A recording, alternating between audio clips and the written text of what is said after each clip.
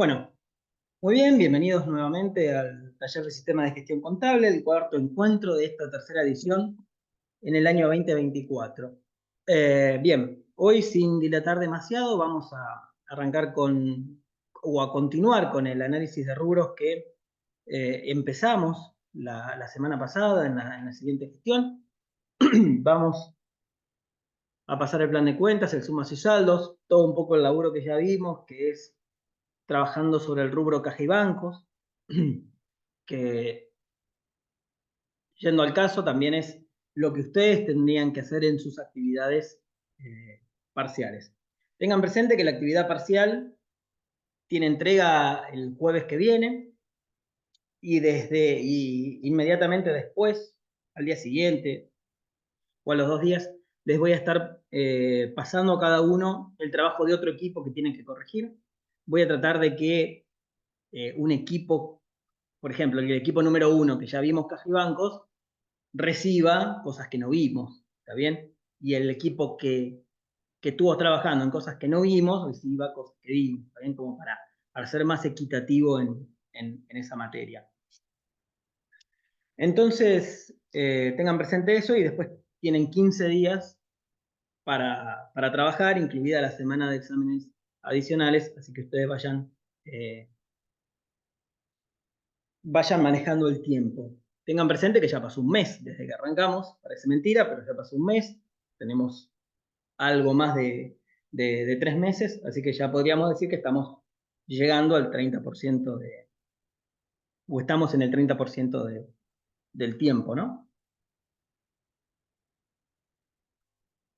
Bien, vamos a arrancar con el análisis de créditos, ¿sí? El capítulo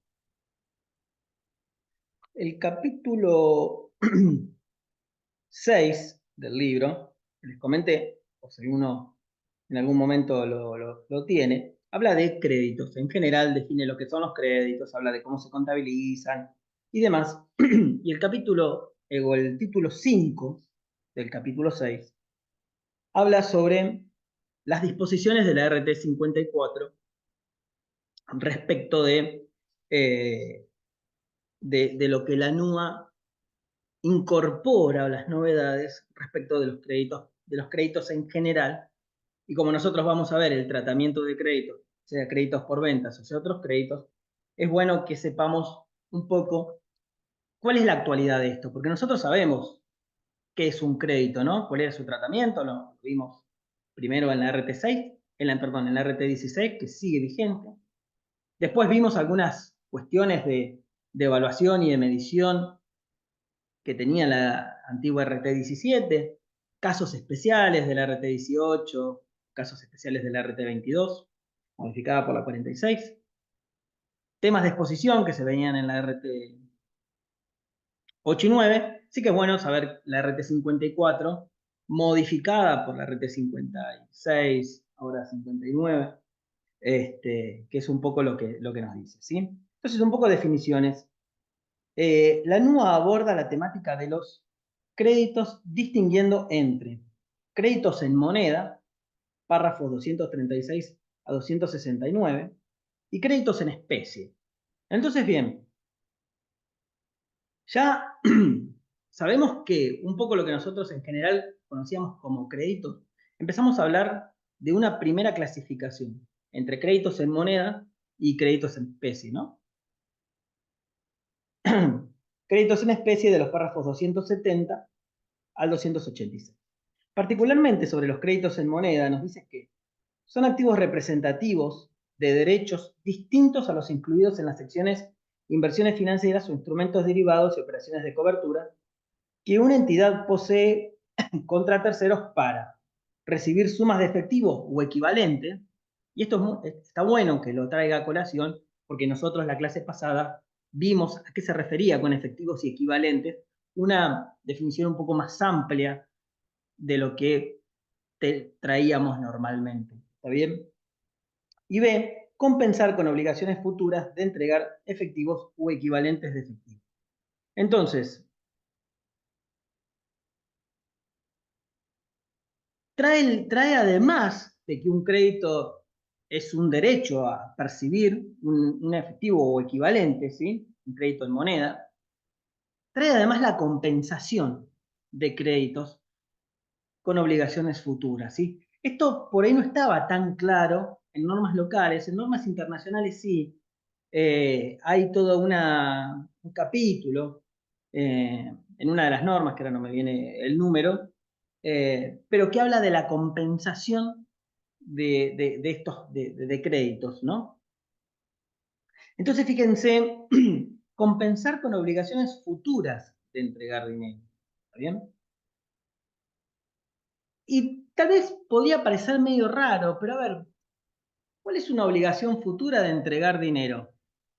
Si ustedes me lo preguntan a mí, un cheque postdatado diferido es una obligación futura de entregar dinero. ¿Está bien? Si yo te firmo un cheque para que pagarte a 30 días, yo estoy diciendo que en 30 días te voy a dar. Fíjense que no es tan loco.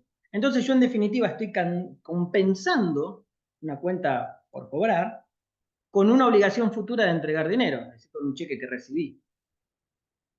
Esto para que tengan un poco que la norma empieza a hablar de esto, pero yo no recuerdo haber hablado de esto tan en detalle cuando lo estudié en su momento por las normas que había oportunamente. Ahora, respecto a los créditos en especie, dice, son activos representativos de derechos que una entidad posee contra los terceros para obtener bienes y servicios distintos del efectivo o de las inversiones financieras, tal como se las define en la sección de inversiones financieras. Por ejemplo, derechos para obtener bienes de cambio, bienes de uso, intangibles, propiedades de inversión, para recibir servicios que fueron pagados por anticipado, etc. Entonces, también empieza a hacer hincapié en esto, la, la norma, la NUA, en separar o llevar por separado todo lo que tiene que ver con cuestiones específicas como sean las inversiones financieras. ¿Sí? Ustedes saben que cuando hablamos de normas internacionales hay normas de tipo generales, como la NIF 13 de valor razonable, y hay normas de carácter específica, como la NIF 9 de activos financieros, activos y pasivos financieros. Con lo cual, igual que como pasa ahora con las NUAs, una cuestión, la NUA tiene todo en la misma norma, lo que pasa es que tiene una parte general y una partes específicas. Entonces, cuando algo no se trata en la parte específica, hay que ir a la parte general. Entonces, la norma empieza a separar esto.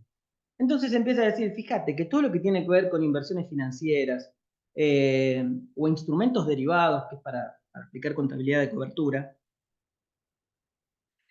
ya no lo tratamos por la generalidad del caso, sino que tiene un tratamiento específico. Puntualmente, los créditos en especie son representativos de derecho de una entidad que posee contra terceros para obtener bienes o servicios distintos del efectivo, y agrego de sus equivalentes, o de cualquier tipo de inversión financiera, y nos da como un detalle, por ejemplo, de obtener bienes de cambio, de obtener bienes de uso, intangibles, agrega, ¿sí? Intangibles. O sea, un derecho a recibir un intangible pasa a ser un crédito en especie, ¿no? Propiedades de inversión, para recibir servicios que fueron pagados anticipados y demás. Esto es bastante importante porque últimamente se están generando un montón, las empresas están invirtiendo mucho en registrar sus activos intangibles, con lo cual no se extrañen que una empresa que medianamente tiene una actividad un poco movida tenga algún intangible dando vuelta.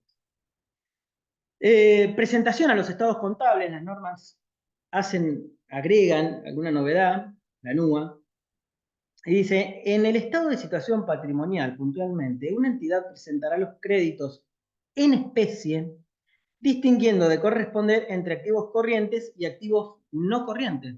Es decir, bueno, habrá que diferenciar de alguna forma cómo voy a clasificar ese crédito como corriente o como no corriente. Párrafo 280. Y dice que podrá estar dentro de bienes de cambio, bienes de uso, activos intangibles, o propiedades de inversión si representan un derecho a recibir tales bienes.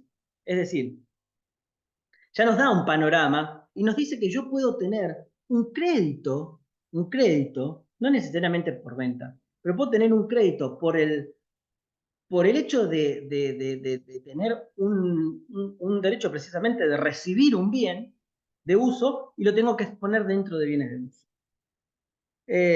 O bien, no, perdón, eso es el A. Y el B dice como un rubro separado, perdón, estoy acá, en los restantes casos, estoy acá, acá estoy, ¿sí? Bien, esta es la novedad, la verdad que esto es una novedad, yo no lo había leído en profundidad cuando lo estuve preparando, pero qué loco va a ser ver un crédito dentro de bienes de uso, ¿no?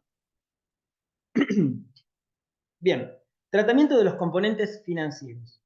A. Componentes financieros explícitos serán imputados por todas las entidades como costos financieros, no sé qué es esto que aparece, o ingresos financieros en función de su devengamiento según corresponda. Es decir, el componente financiero explícito hay que hundirlo en resultados, eh, hundirlo en resultados en forma inmediata. Me río porque por todas las entidades, ¿no? Las que hablan de entidades son las normas internacionales, las normas locales normalmente hablan de empresas. O sea que esto podría llegar a ser un copy-paste, no sé, se los dejo a ustedes. Componentes financieros implícitos. Estos son los que nosotros tenemos que extraer de, de, de un crédito que tenga componente financiero. Cuando los componentes financieros sean implícitos, dice las entidades pequeñas no están obligadas a segregarlos, aunque pueden optar por hacerlo. Párrafo 130. Bueno, esto es importante, porque una entidad como la que nosotros estamos trabajando, si hubiera algún componente implícito, no estamos obligados a extraerlo y a reconocerlo. Las demás entidades deberán segregarlos cuando, párrafo 131, el plazo de por lo menos una de las cuotas pactadas, el plazo de una de las cuotas pactadas supere los 12 meses contando desde la fecha de la operación, es decir, cuando sean créditos de más de un año.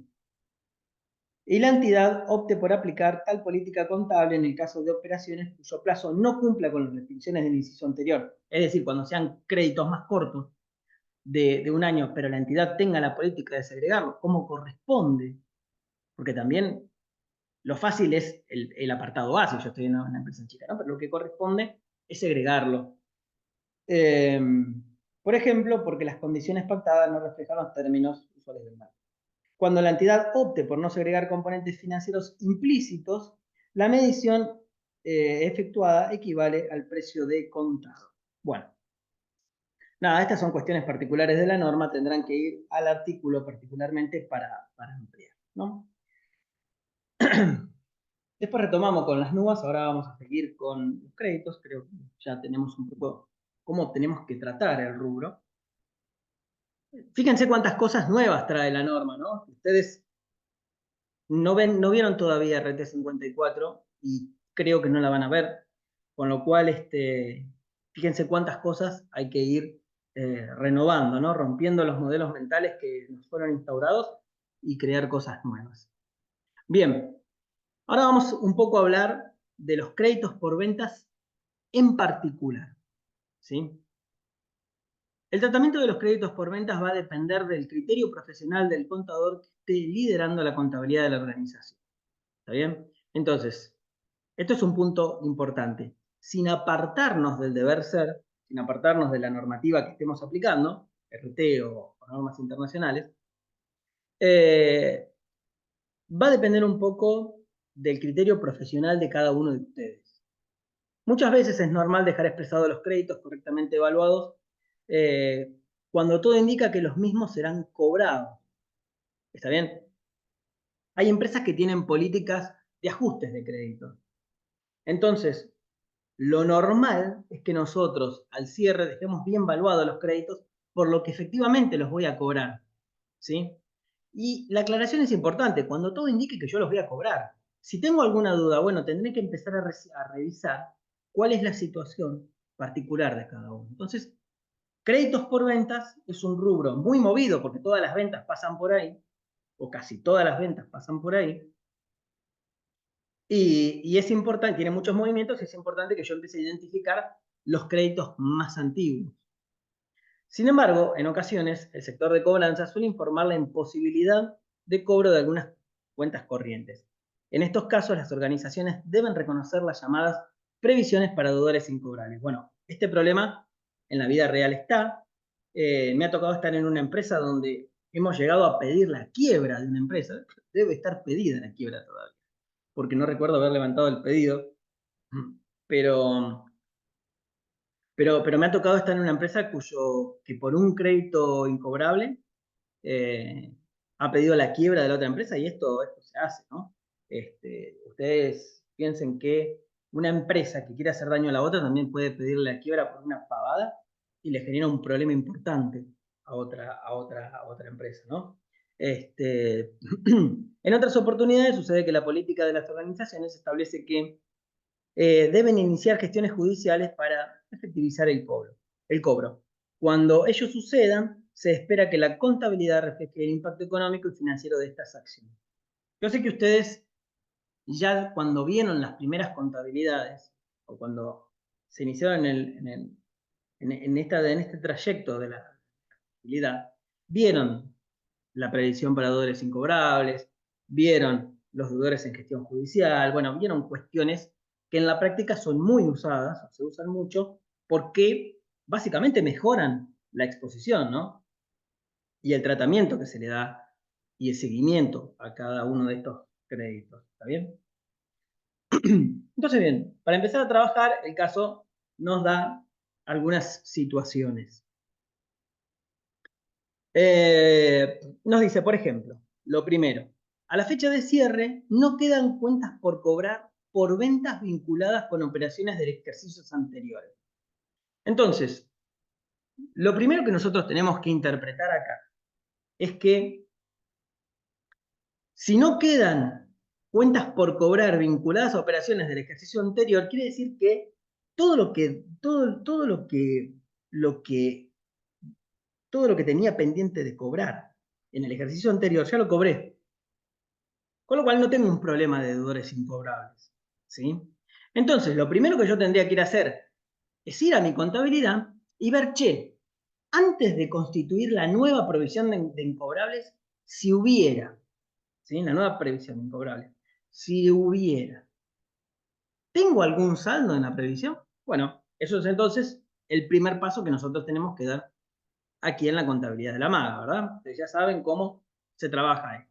Vamos a la contabilidad y vamos a tirarnos el sumas y saldos y vamos a buscar la previsión de deudores incobrables si ya tuviéramos.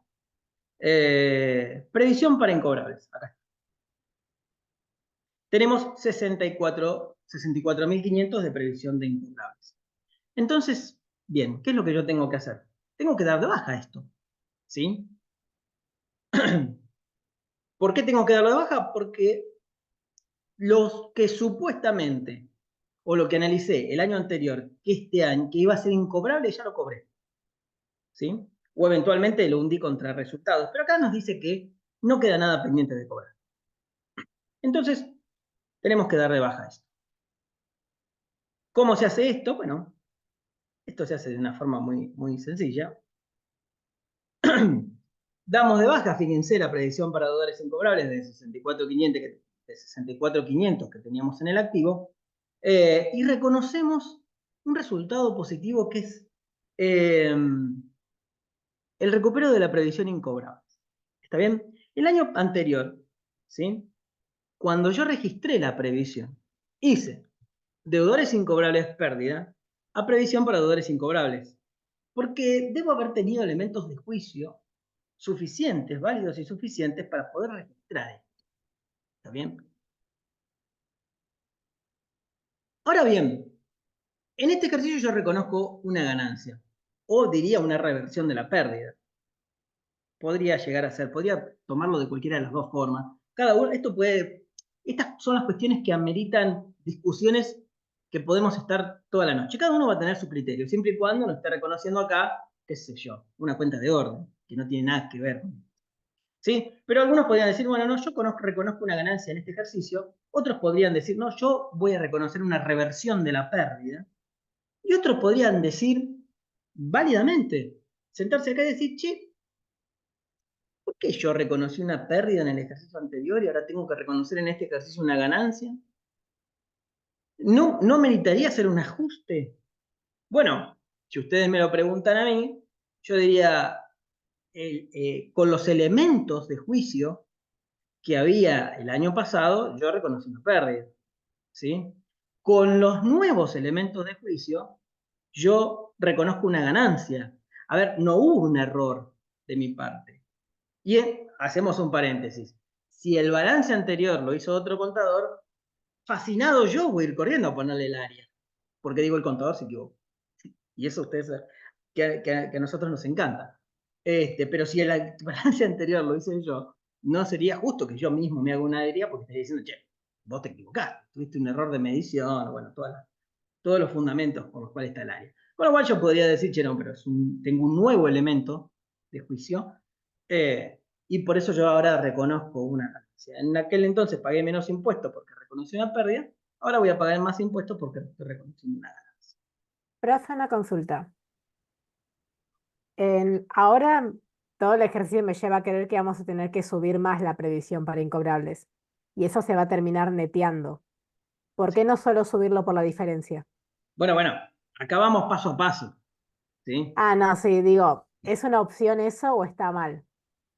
En todo caso. No, está perfecto. ¿Qué es lo que se suele hacer en la práctica? ¿Sí? Esto porque el caso nos va llevando por punto.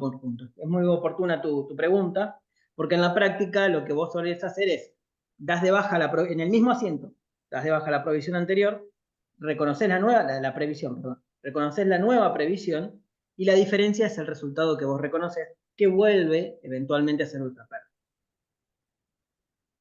En general es pérdida, ¿sí? Sí, listo. ¿Está Es, bien? Pero viene muy oportuna tu pregunta porque en la práctica se suele hacer esto, todo en el mismo asiento. Acá lo vamos a hacer por separado porque el ejercicio está así planteado.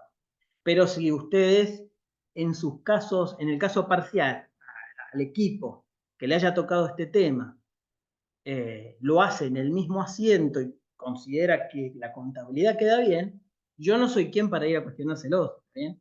El tema es que no hayan metido acá, qué sé yo, intereses negativos a devengar, porque no tiene nada que ver. ¿Está bien? Entonces, esto, que no tengo que olvidarme, nosotros tenemos que cargarlo en el sistema porque si no, no nos va a quedar bien el asunto. Así que ustedes ya saben cómo cargar asientos. En cambio, yo no. Me olvido. Pero bueno, vamos a debitar a la primera cuenta los 64.500 y vamos, controlen que lo que hago esté bien, ¿eh? Porque ya les dije que yo para esto soy malísimo. 64.500. ¿Sí?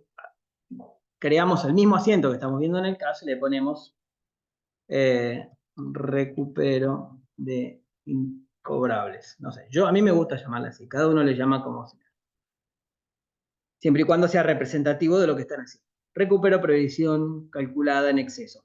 Bien, fíjate lo que dice el caso, en realidad, la leyenda que pone en caso dice una previsión calculada en exceso. Eso quiere decir que hubo un error de estimación, ¿sí? Y el error de estimación podría meritar un debate, que no vamos a dar en este caso porque ya tenemos la solución. Con lo cual, resolvimos el primer punto. El segundo de los puntos nos dice que el monto de presuntos deudores incobrables vinculados con las operaciones del ejercicio es de 201.200. Y dice, corresponde a la estimación realizada con base en un análisis individual de los clientes, ya que el método de estimación global basado en comportamientos históricos no resulta aplicable en este contexto de pandemia, donde el proceder anterior de los clientes difícilmente se repetirá. ¿Está bien? Entonces, este caso, fíjense que está en 2020, está armado en un contexto de pandemia, cosa que está muy bueno porque todos durante pandemia, todas las actividades tuvimos eh, cuestiones atípicas. Entonces, este caso está armado desde esa perspectiva. Y fíjense cómo, por ejemplo, acá cambió el método de estimación de los deudores incobrables por una cuestión atípica, ¿no? Y lo aclara el caso. Está bueno. Simplemente, ¿qué es lo que tenemos que hacer? Tenemos que reconocer la nueva previsión de incobrables. Otra cosa no tenemos que hacer. Es decir, vamos a reconocer la pérdida de este ejercicio y vamos a reconocer la previsión de incobrables, si no me equivoco. Bien, deudores incobrables presuntos a previsión para deudores incobrables.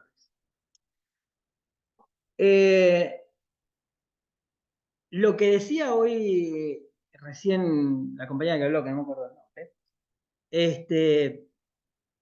se da cuando en nuestra contabilidad usamos la misma cuenta. Fíjense que acá estamos usando dos cuentas diferentes. Recupero de previsión incobrable es ganancia y la cuenta de pérdida es gastos comerciales, deudores incobrables presuntos. A ver, si yo tengo que resolver esto, si a mí me dieran la actividad parcial que les di yo a ustedes y tuviese que resolverlo, yo usaría la misma cuenta para todos. No voy a, para todo, no voy a usar cuentas diferentes, no me gusta. ¿Está bien? Estamos hablando de deudores incobrables en general. Entonces, usaría deudores incobrables y sabría que si me queda con saldo de deudores una pérdida y si me queda con saldo de acreedores una ganancia. ¿Está bien?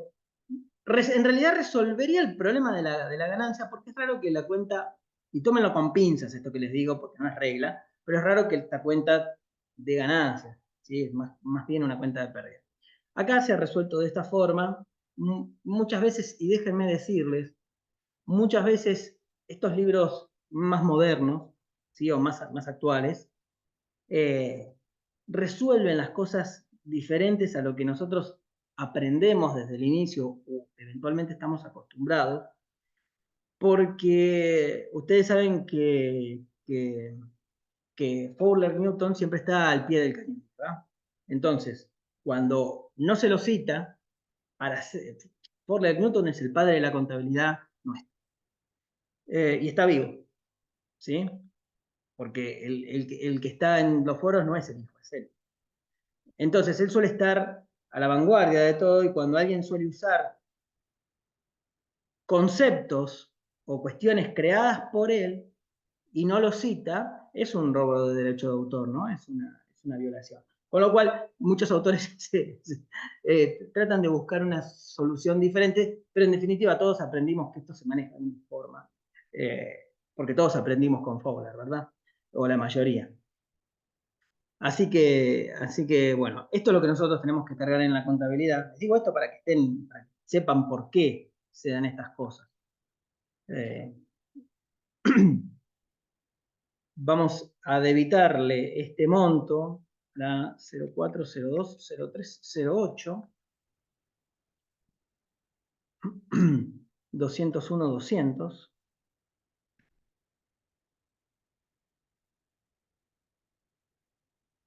Y vamos a acreditarle a la 010307, 201.200. Noten que previsión de deudores incobrables 2020. Noten que el sistema es una mera herramienta, ¿no? Ya ustedes se deben haber dado cuenta que el sistema no es más que una herramienta. Es una herramienta a la que nosotros cargamos datos de situaciones ajenas y venimos a ver cómo nos queda la foto, ¿no? Porque en definitiva, la previsión de deudores incobrables, ¿con qué saldo nos debería quedar? Nos debería quedar con un saldo de 201.200, que es la nueva que constituimos, ¿está bien? Entonces tengan presente estas cuestiones. ¿Sí? Que el sistema solamente es un soporte, pero todo el conocimiento para el uso del sistema lo tenemos que tener nosotros ex ante, ¿sí? Bien, de vuelta, la vida, la realidad nos da otra situación, en este caso tenemos un caso de laboratorio, pero ustedes lo están haciendo en su, en su proyecto cuatrimestral, ¿no? Entonces ustedes van a ir viendo cómo van encajando cuestiones en el sistema y tienen que ir remitiéndose permanentemente a los mayores, a sumas y saldos, para ver cómo les viene quedando la cuenta, ¿sí? Dante, que tenía un problema con los bienes de uso, sin duda se debe haber encontrado con esto. Dice, che, pero ¿cómo hago para que todo esto empiece a cuadrar en el sistema? ¿Sí? Necesito más información. Entonces, fíjense cómo el sistema es una herramienta que nos sirve de soporte para todo esto, ¿sí? Por eso es un sistema de gestión. Es un sistema que nos permite a nosotros empezar a evaluar situaciones como estas. Al cierre dice, se encuentra en gestión de cobranzas, gestión judicial como lo conocemos nosotros, deudores por 430.800. Bien. Simplemente si nosotros tenemos un saldo de deudores por venta, lo que tenemos que hacer es identificar y reclasificar estos deudores en gestión para poder proporcionar esta información de gestión precisamente que nosotros buscamos, ¿verdad? Entonces, si nosotros venimos acá a nuestras sumas y saldos, deudores por ventas tiene un saldo de 2.985.000, pero ya sabemos que parte de esto, por lo menos 430.800 son deudores en gestión. Entonces hay que hacer no otra cosa que una reclasificación contable. ¿Sí? Bien, fíjense, deudores en gestión a deudores por venta. Esto nosotros lo vamos a hacer en el sistema. Vamos a nuestro libro diario, vamos a cargar un asiento y vamos a cargarle a la cuenta 430.800 deudores en gestión y vamos a dar de baja deudores por ventas, que es donde está concentrado todo nuestro crédito por venta, por el mismo valor de 430.800. ¿Sí? Deudores en gestión, y porque soy tosudo le voy a agregar judicial. No lo dice el caso, pero a mí se me antoja ponerlo. ¿Sí? Y no estoy diciendo nada que no sea correcto. Bien, continuamos. ¿Qué más nos trae el caso?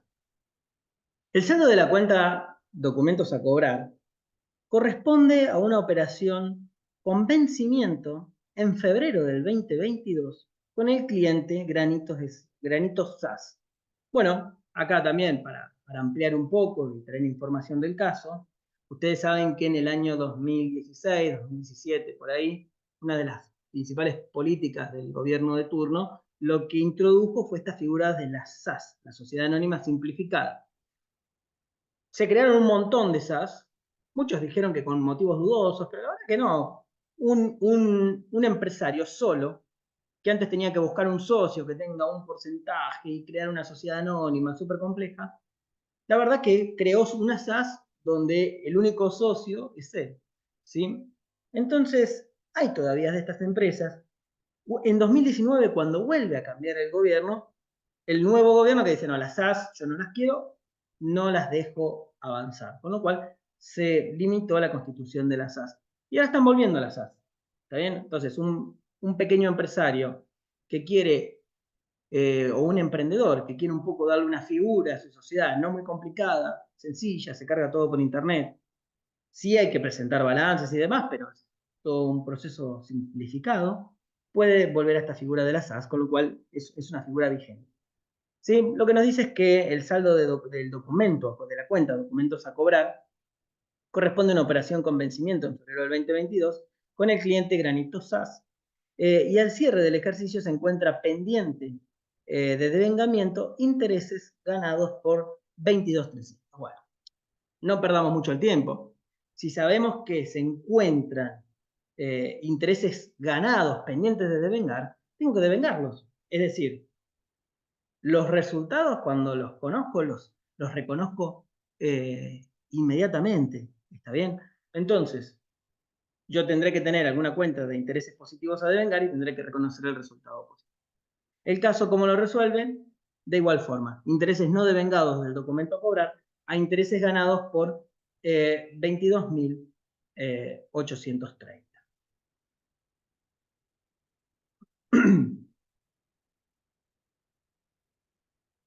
vamos a cargar ese asiento, vamos a cargar esa cuenta, le vamos a debitar a la 03,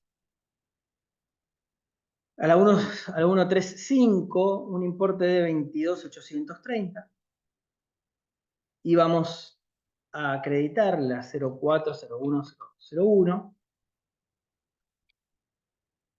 22.830. Y acá le vamos a poner devengamiento de intereses. Bien. Otros créditos, ¿sí?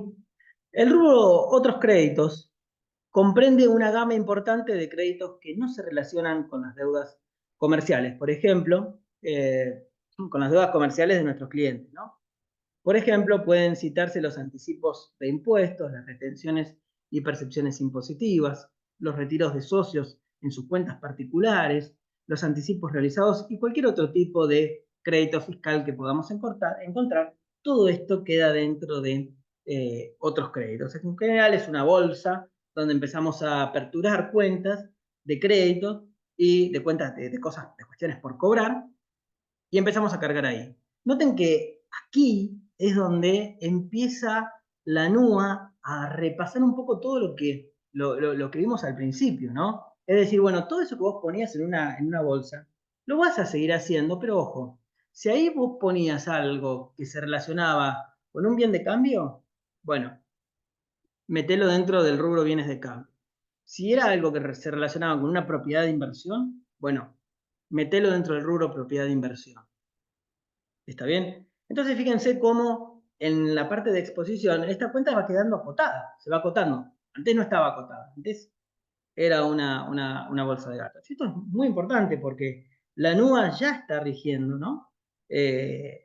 Y hay muchos, en los que me incluyo, porque uno no sabe todo, que todas estas cuestiones, bueno, vamos a tener que reverlas, ¿no? ¿Qué nos dice el caso? ¿Qué nos dice la maga? Nos dice, se ha efectuado un anticipo de 150.000 a Cableado S.A. para la compra de cables que serán entregados en marzo del 2021. Bien, primer punto. Yo di un anticipo por mercadería que voy a recibir el año siguiente, con lo cual está bien que esté dentro de otros créditos. Lo primero que yo tengo que ir a ver en mis sumas y saldos es si esto está registrado o si no está registrado. ¿Está bien? Entonces, tendré que ver si acá tengo anticipo a proveedores 150.000. Bueno, esta cuestión ya está registrada. Ahora, cuestiones de exposición. Este es un balance del 2020. La NUA no regía, con lo cual esté expuesto dentro de otros créditos está bien. Pero, si yo quisiera hacer esto por NUA, tendría que decir, bueno, pero esto yo lo tendría que sacar de otros créditos y exponerlo como bienes de cambio. ¿Está bien? Porque en definitiva, cuando este crédito se extinga, porque recibí la mercadería, va a ser un insumo, ¿bien? No precisamente un bien de cambio, va a ser un insumo. Con lo cual, en la resolución de nuestro caso, no tenemos que hacer nada y todo parecería estar bien. ¿Sí? Terminamos con la parte de créditos. ¿Alguien tiene alguna duda hasta acá antes de pasar a otro tema? ¿Alguien quiere acotar o decir algo?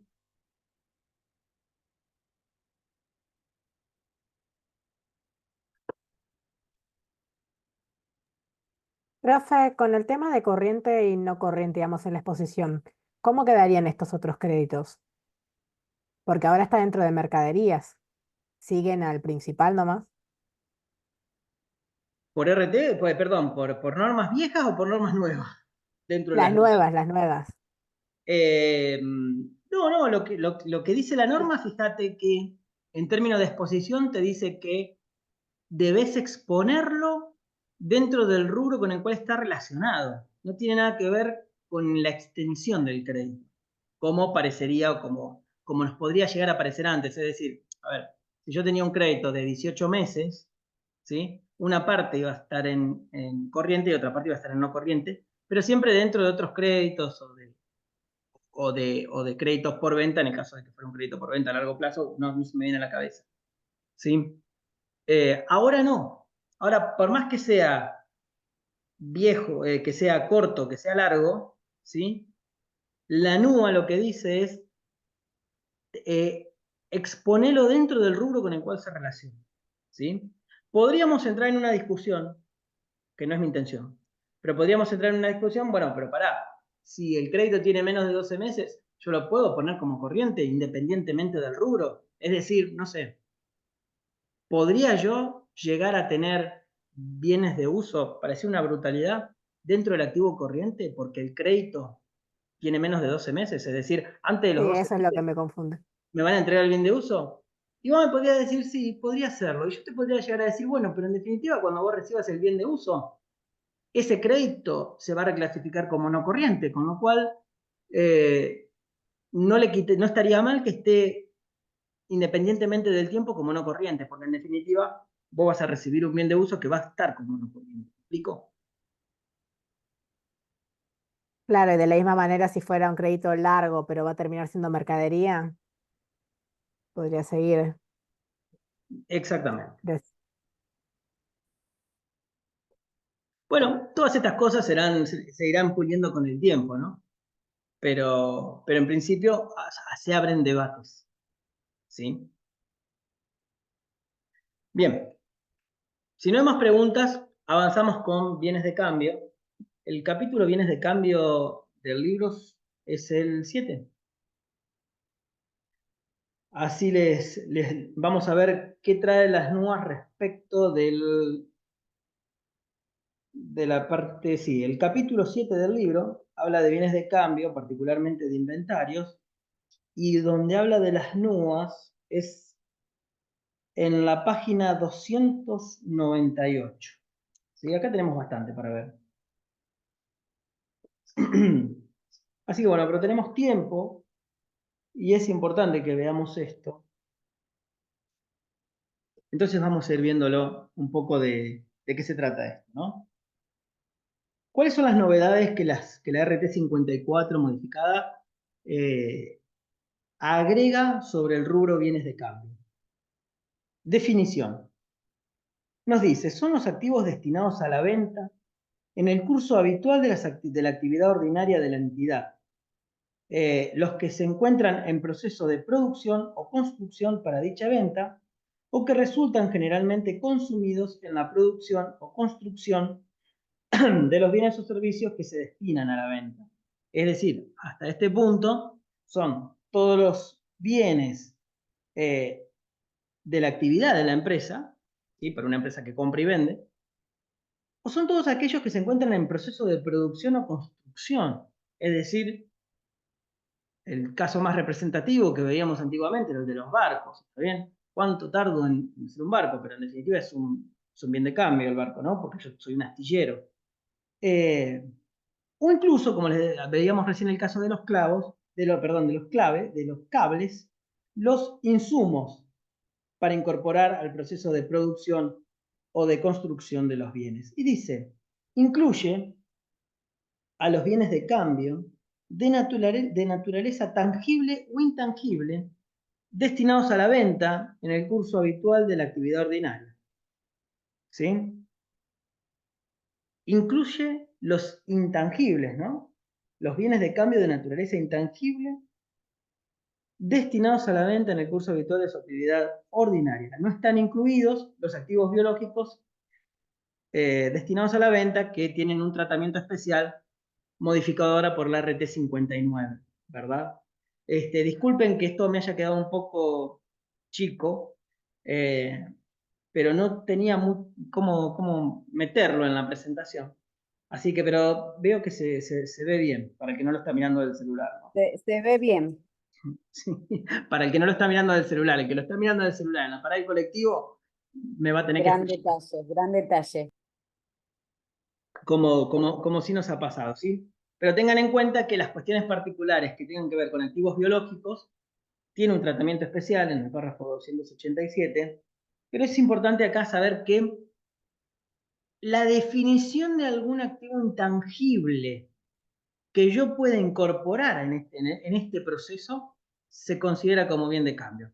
¿sí? Y un activo intangible, para no ir más lejos, podía ser una actividad de investigación y desarrollo muy avanzada, ¿sí? Que haya definido, no sé, el color del bien de cambio que yo estoy produciendo. ¿Está bien? Con lo cual, todo ese concepto puede ser considerado como bien de cambio según la NIM, ¿no? Bien, ahora habla en términos de medición. Lo vamos a ver también un poco rápidamente, porque si no tenemos un montón de cosas para hacer. Bien, medición. Se esquematizan seguidamente los distintos criterios que adopta la norma para la medición inicial y posterior de los bienes de cambio. Y de vuelta, esto es una norma de carácter general para todos los bienes de cambio. Las normas de carácter particular, como la norma. Estoy muy seteado en términos de NIF, o NIC. En este caso, el capítulo particular de la NUA, que trata cuestiones particulares como activos biológicos, no entra dentro de este marco general, salvo que exista algún gris. Medición inicial. Y esto es muy importante, porque nosotros no estamos acostumbrados a clasificar la medición como al inicio, la medición inicial y la medición posterior a la inicial, ¿está bien? O por lo menos no era una práctica. Y esta norma empieza a imponer eso, y obviamente que lo trae de la norma internacional, ¿no? Medición inicial. Los adquiridos a costo de adquisición. Párrafo 103. Bueno, ustedes lo van viendo ahí. Los producidos al costo de producción. Los consumidos, los construidos al costo de construcción. Los desarrollados al costo de desarrollo. Y acá es donde puede haber una cuestión de un intangible dando vueltas, ¿sí? Que haya una actividad de innovación y desarrollo, o de investigación y desarrollo en un nuevo producto o en una nueva línea de producción. ¿Está bien? Los incorporados por aportes, donaciones o subsidios, dice, en entes pequeños, el importe de la documentación ya está explicitado. Es decir, si yo incorporo un bien mediante una donación, bueno, si el ente es pequeño, veamos la escritura de donación y saquemos el valor de ahí si está detallado. En los demás casos, en los entes no pequeños, digamos, al valor razonable, ¿sí? Si este no existe, a cotización sucedánea, precio directamente observable que se reciba por vender un activo o que se pagará por transferir el pasivo cuando no exista un mercado activo. Bien, esta es una norma copiada y pegada de la norma internacional. Primero, el resto de las otras empresas al valor razonable, es decir, al valor de mercado. Si no tengo el valor de mercado, tendré que pedir una cotización, ¿sí? Un dato observable. La NIF 13, que habla de valor razonable, define el valor razonable en 3 tipos de categorías. Las observables, las no observables y las terceras, que llamo yo, que son las que invento. ¿Está bien? Pero para que lo tengan presente, ¿de qué hablamos cuando hablamos de valor razonable? Es un valor de mercado, que puede ser observable o puede estar implícito en alguna operación de venta. Incorporados por trueque o canje, es decir, cambio un bien por otro. Y esto es bastante importante porque suele haber mucha práctica de esto. Esto se suele dar, se está dando un poco en la práctica. No procedentes de actividades ordinarias, además dice, ¿no? Párrafo 204, inciso D. Bienes con destino a costo de reposición, hago un paréntesis. Esto se está dando en intercambio más de bienes de uso que en intercambio trueque de bienes de cambio. ¿Bien? Pero existen algún intercambio de bienes de cambio por otros bienes. Es decir, no sé, yo te doy madera, vos me das cerámica. ¿Está bien? Para decir un caso.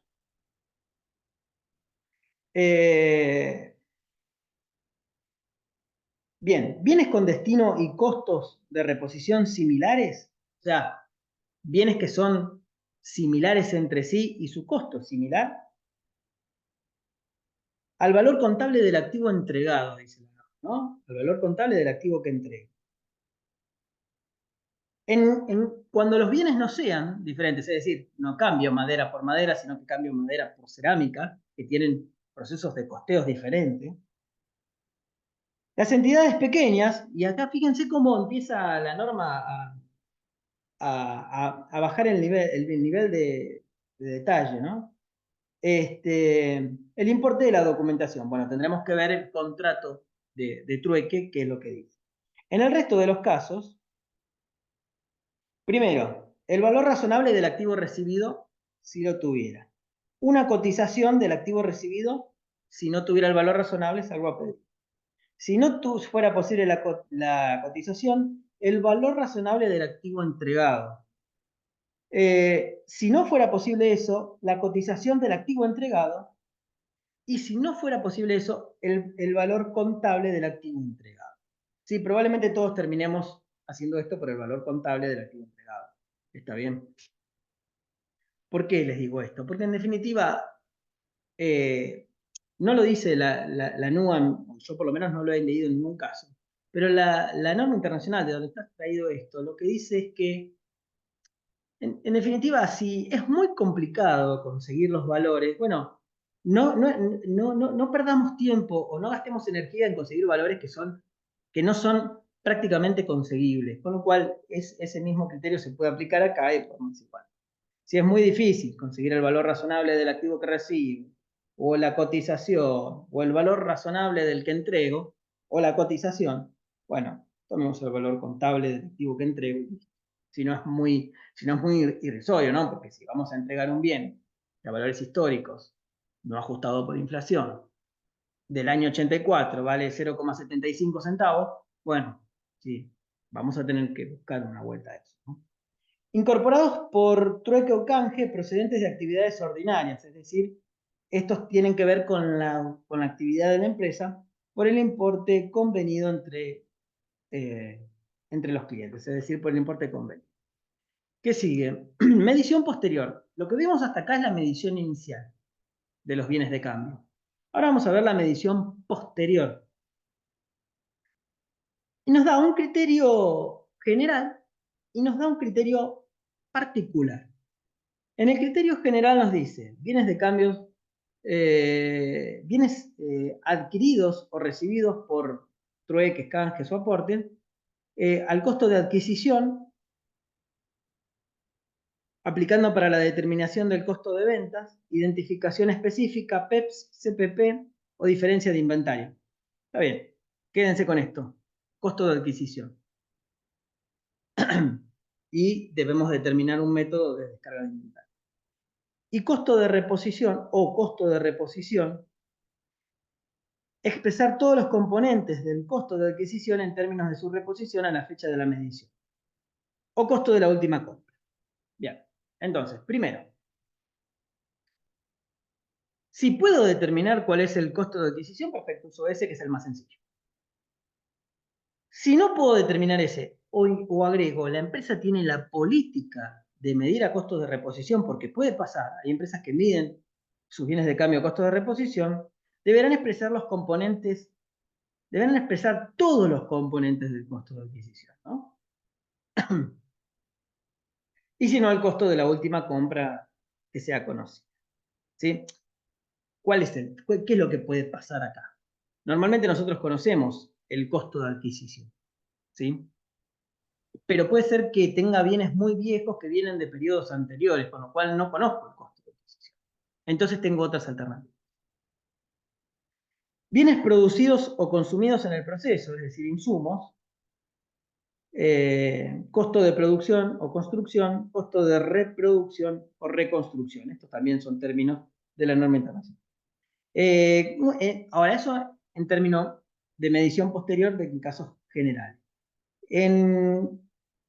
En una cuestión particular, en términos particulares, se va a usar el valor neto de realización. Mira, yo pensé que esto no existía más, pero la NUA trae el BNR, lo trae para un caso particular de bienes fungibles con mercado activo y comercializables sin esfuerzo significativo. Es decir, cuando se trate de bienes con mercado activo, es decir, bienes que cotizan. Cuando yo tenga algún grano, por ejemplo, ¿sí? O algún combustible. valor neto de realización, que ustedes saben que su definición es precio de venta menos gasto. Bien, costo de ventas. Y acá es la parte donde habla de la descarga de inventarios. Las cuestiones referidas al costo de ventas son abordadas en los párrafos 301 a 305. Los criterios que se utilizan para determinar el costo de bienes vendidos o servicios prestados, ¿sí? Porque recuerden que también el costo no solamente es de venta de bienes, sino que puede ser de prestación de servicios, deben ser reconocidos con las bases utilizadas para la medición posterior de los bienes de cambio. Bueno, esto es muy importante. Fíjense que el costo siempre va a ser medido utilizando los criterios de medición posterior, no de medición inicial. Si son basados en costo de adquisición, producción o construcción, tendremos que ver algún método de descarga de inventario permanente, o sea, algún método de descarga de inventario que nos determine el costo, o el que se usa habitualmente, que es el de diferencia de inventario, ¿no? Que se llama inventario periódico. Es decir, al final del ejercicio, cuando estoy calculando el costo de ventas, hago la diferencia de inventario, que puedo hacer mes a mes, con la periodicidad que ustedes quieran, y determinarlo por diferencia. Basado en el costo de reposición, con los índices inflacionarios que nosotros tenemos, hay muchas empresas que el costo de venta hoy lo están calculando de esta segunda forma, ¿sí? Basados en el costo de reposición, con toda la información a revelar que ello implica. Costo corriente al momento de la venta, es decir, hay empresas que llevan una evaluación corriente de todos sus stocks, como veíamos en el apartado anterior, o simplificado mediante diferencia de inventario o costo estimado en función del margen bruto, ¿sí? Es decir, si yo tengo un margen, ¿sí? Y ese margen me determina mi precio de venta, bueno, todo lo que no sea el margen dentro del precio de venta es costo, punto. Hay otras empresas que lo calculan de ese el costo. No es lo usual, ¿eh? No es lo usual, eso se usa mucho en los comercios, más que nada. También está el método basado en la última compra, o basado en el valor neto de realización utilizando este criterio, es decir, cuando usemos como método de evaluación la medición particular del valor neto de realización, también lo vamos a poder utilizar en este caso. Nos queda el problema de los resultados por tenencia, que la NUA trae la novedad de que solo se determinarán resultados por tenencia, tanto de los bienes en existencia al cierre del periodo como de los bienes vendidos, cuando se midan a costo de los bienes vendidos o servicios prestados en su función del costo corriente al momento de la venta, es decir, costo de reposición o BNR. ¿Sí? Me suena perturbador hablar de BNR.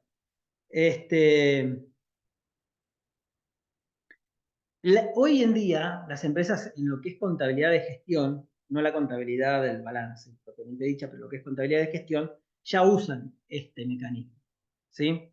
Lo que está haciendo la norma es decir, bueno, este mecanismo lo vamos a poder utilizar, ¿sí? Sobre todo el de los resultados por tenencia, lo vamos a poder utilizar más fluidamente en la contabilidad del balance. Ahora hay que ver si el administrador federal qué criterios toma particularmente con esto, ¿no? Bien, resultados por cambios en el valor neto de realización. Una entidad que mide sus bienes al cambio en el valor neto de realización determinará el resultado de los cambios en dicho valor tanto en el momento de la medición como en el de la venta, para reconocer también resultados por diferencias de cotización. Presentación en los estados contables. Acá ya se agrega alguna novedad. En el estado de situación patrimonial, una entidad presentará los bienes de cambio separados del resto de los activos y distinguiendo de corresponder entre activos corrientes y no corrientes. Bueno, acá viene justo el tema que traía hoy, bueno, no me acuerdo, no me sale tu nombre, que hablaba de bienes de cambios no corrientes. Bueno, la norma lo permite. O sea que empecemos a María Belén. acostumbrarnos. ¿Cómo? María Belén se llama la alumna. María Belén. Empecemos a acostumbrarnos a ver bienes de cambios en el activo no corriente, ¿no? Que debería ser usual en empresas como esta que construyen barcos que llevan varios periodos, como astilleros. Y B dice, incluirá los anticipos a proveedores en este tipo de activos dentro de este rubro. Incluirá además los anticipos a proveedores. Los anticipos a proveedores, fíjense, relacionados con bienes de cambio, ya no van a ir en el pasivo, sino que van a ir restando en este rubro en términos de exposición, ¿sí? Cuando estábamos acostumbrados a ver que los anticipos a proveedores estuvieran en el pasivo, ¿no?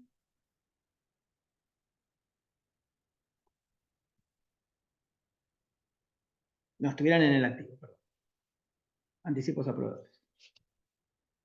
Porque el proveedor o me debe la plata o me debe el mercado. Bien, Z1000. Bueno, esas son las novedades de la NUA respecto de esto.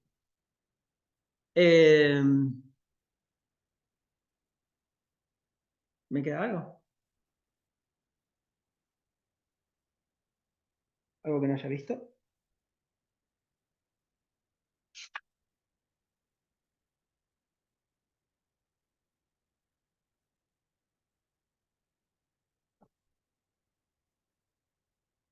Medición inicial, costo de producción.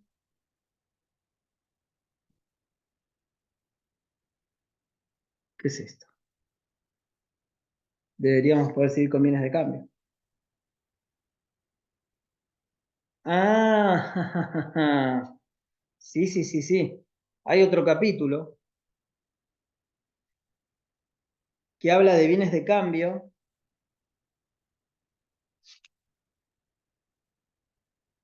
Habla de bienes de cambio. Nada, es poquito.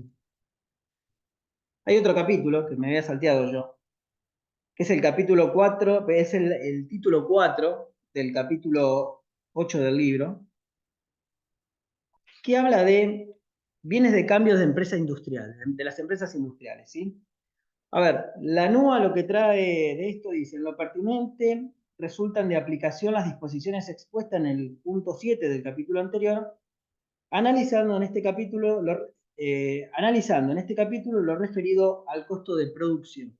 Entonces, nada, algunas cuestiones que tengan que ver cuando tengamos que ver costo de producción. Medición inicial del costo de producción, esto es para empresas industriales, con lo cual está bueno que esté. A los fines de medir el costo de producción de una entidad, aplicará el modelo del costeo completo. El modelo del costeo completo dice que es el resultante de computar los costos de materiales e insumos y conversión tanto de variables como fijos, sean directos o indirectos, correspondientes a las funciones de producción y considerados sobre una base normal. El costo unitario completo resulta de la suma de los costos variables del producto y la porción asignable de los costos fijos. Bueno, nada. Las normas que nosotros veníamos trabajando no medían costos de fabricación, ¿sí? No daban estos lineamientos, con lo cual la NUA empieza a agregar todo esto, y esto sí no está en la norma internacional. El cómputo de los costos variables y fijos se efectúan en función del consumo o utilización normal de los factores de producción.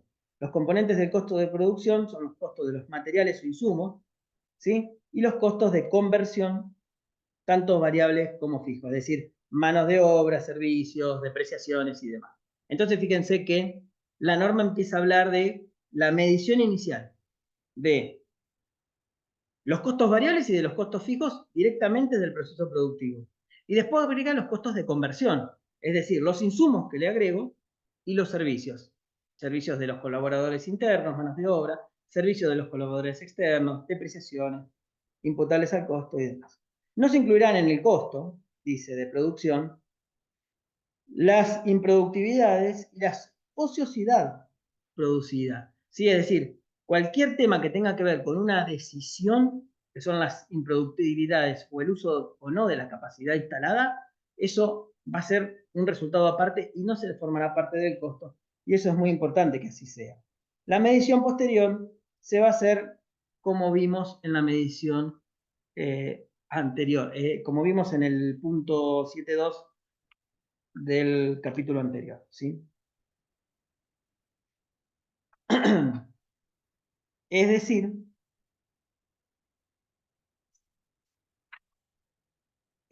que en lo que respecta al costo de fabricación, solamente en la medición inicial cambia cómo vamos a medir el costo, ¿no? Y todos sus componentes. Esto está bueno que lo traigan las normas porque la verdad que no lo trae. Ahora sí, ahora no, disculpen, viene de cambio de empresa de servicios. Sigue.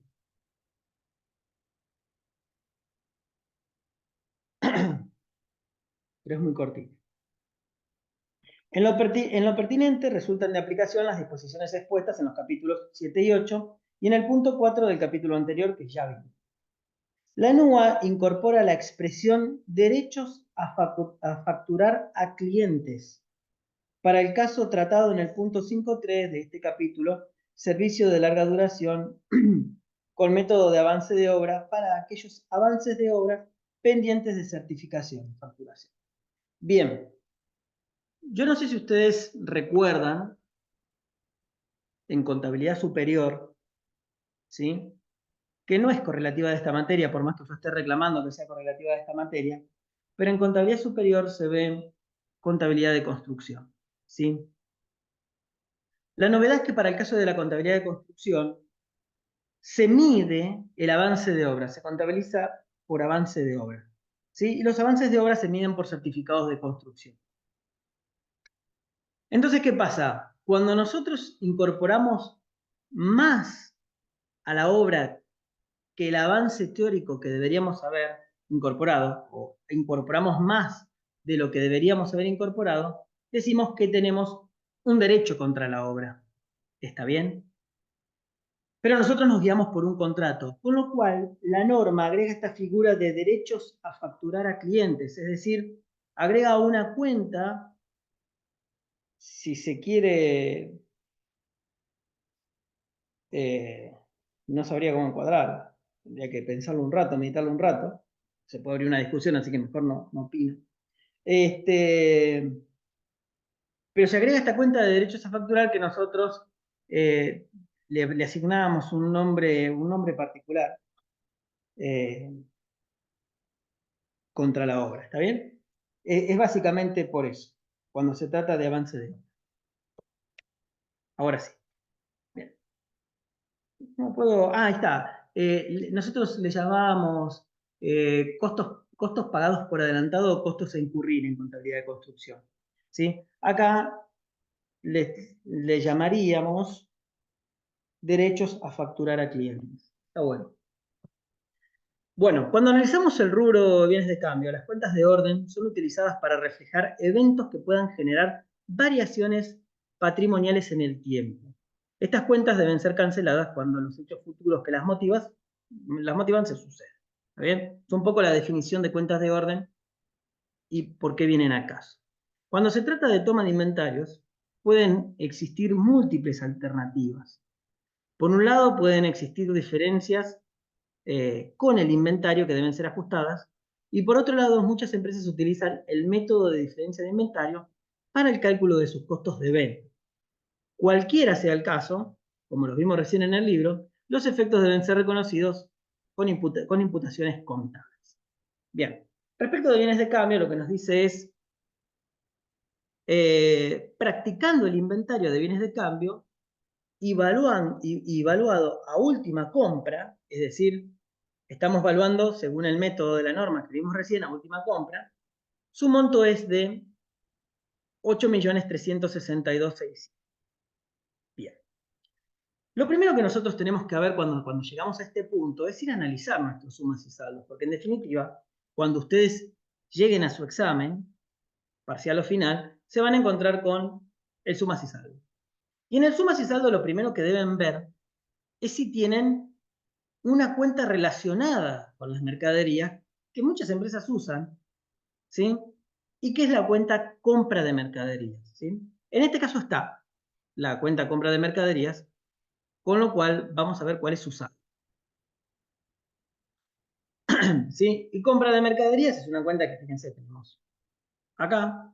por 31.123.500.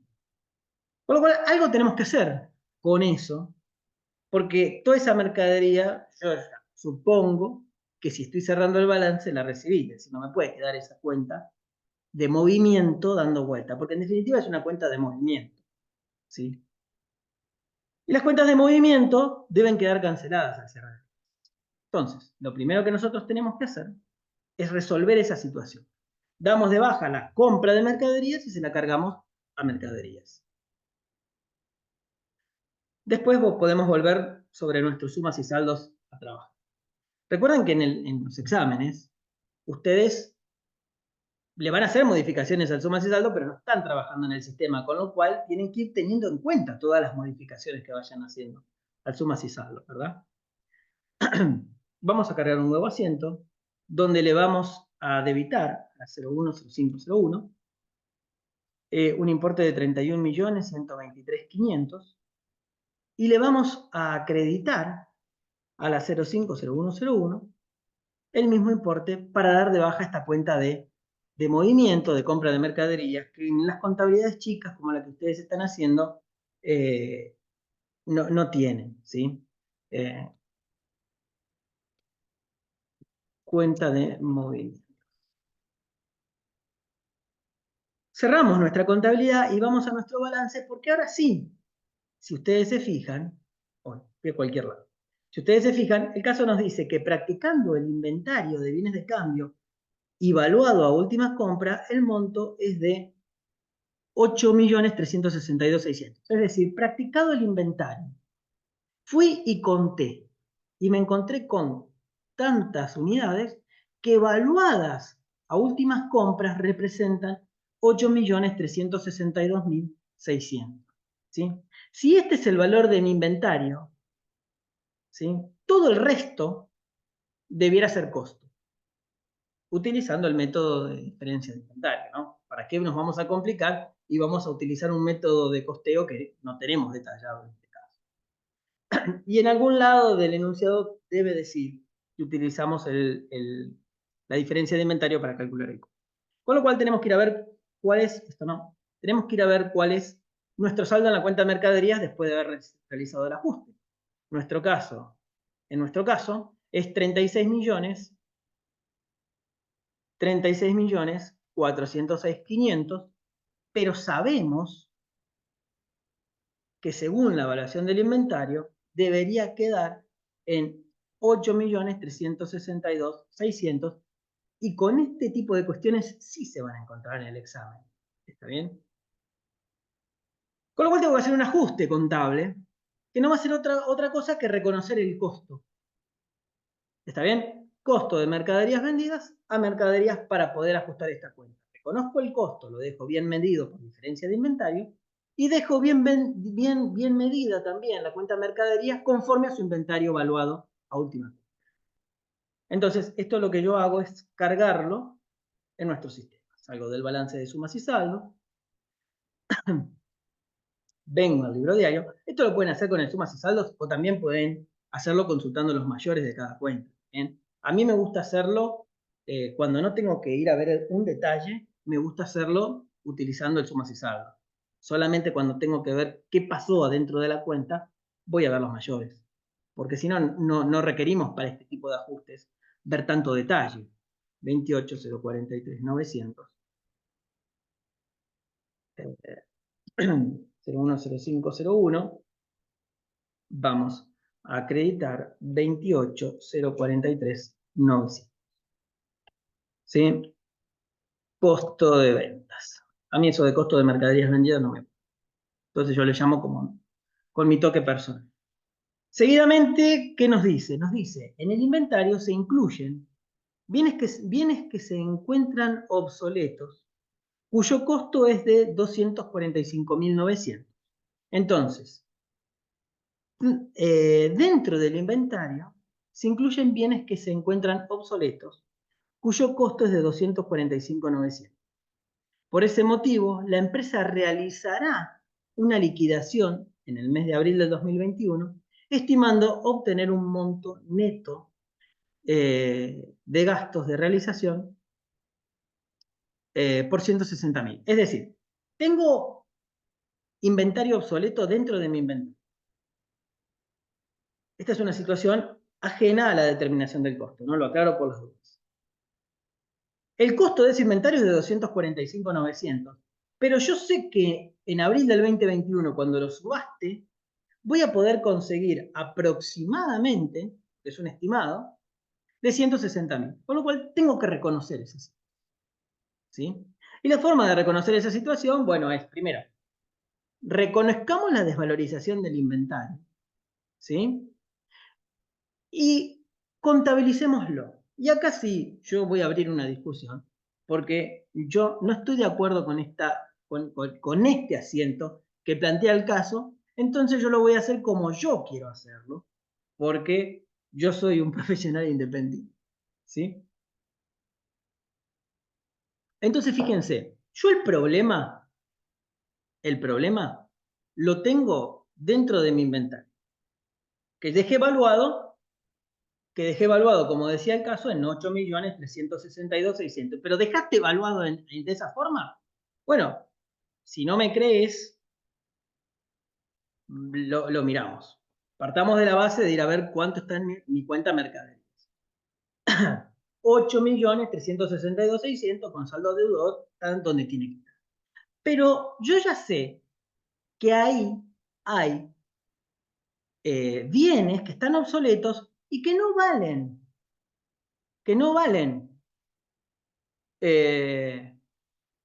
Estos 245.900, sino que valen 160.000. Es decir, el costo de ese inventario, el valor de ese inventario, está inflado. ¿En cuánto está inflado? Está inflado en la diferencia de 245.900, que es lo que está registrado, y lo que debería estar registrado, que son 160. 85.900, que es la propuesta que nos hace el caso. Es decir, reconocer la desvalorización y dar de baja el inventario. Pero ahora se empecinan en usar esta cuenta de desvalorización de mercaderías en el activo que lleva confusión, que es una regularizadora del activo que a mí la verdad que me molesta.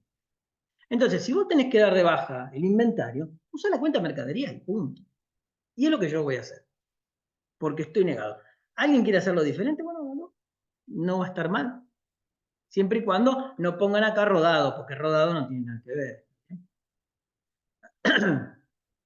Entonces, voy a crear un asiento donde sí voy a reconocer la desvalorización, responde, por 85.900, y me voy a apartar de la solución propuesta del caso, debitando directamente la cuenta mercadería, que no me acuerdo cómo se llama, pero que la voy a buscar rápidamente, y le voy a acreditar los 85.900, y la voy a dejar evaluada correctamente sin usar regularizadoras que no me... A esto le vamos a poner desval de mercaderes. ¿Está bien? Resolvimos esa situación. Y nos queda arrancar con inversiones, ¿sí? Para arrancar con inversiones tenemos que hacer cálculos. Tenemos bastante para ver, con lo cual no los voy a torturar con el tema de inversiones. Vamos a cerrar en bienes de cambio, más allá de que yo me había propuesto ver inversiones también.